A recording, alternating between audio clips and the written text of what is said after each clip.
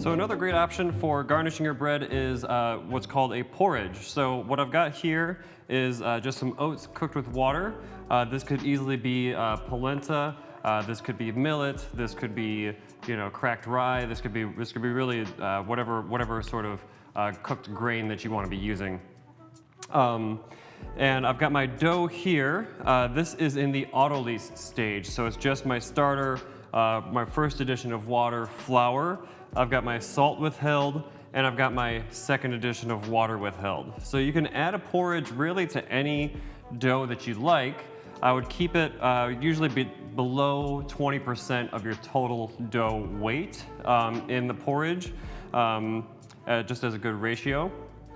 And this is going to still be squeezed into the dough, but the difference is that the point at which we are going to squeeze it in. Okay, so this one we're going to incorporate our salt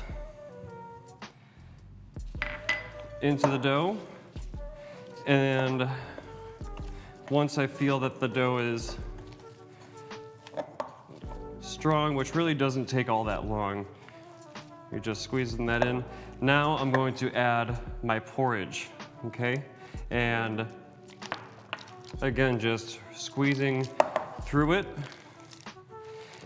You can add this to any bread dough that you like. So, but what you would want to do is squeeze in the porridge first and then start adding your second addition of water if you feel that it needs more moisture. The porridge will add hydration to your final mix, so it's important if you're just adding this to your favorite bread dough, do this portion first and then add your second addition of water if you feel it needs it, okay?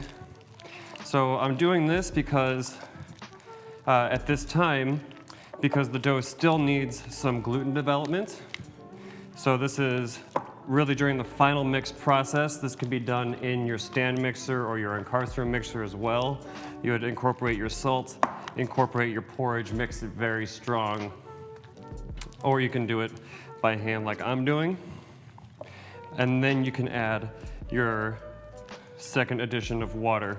So normally this recipe would take all of this, but I'm only gonna add maybe a third because the porridge added that amount of hydration.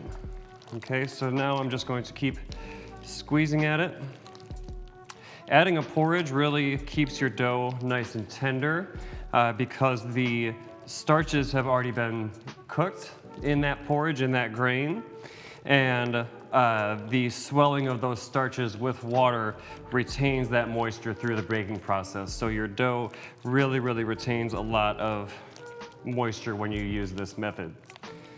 Okay, so now I just keep squeezing at it until all that water is in, and this looks pretty good to me. So this will now enter bulk fermentation. This style of dough, usually as you can see it's a little bit wetter. I will give this probably 3 or 4 folds rather than just one. But now this enters bulk fermentation until you're happy with it. So this is your porridge method.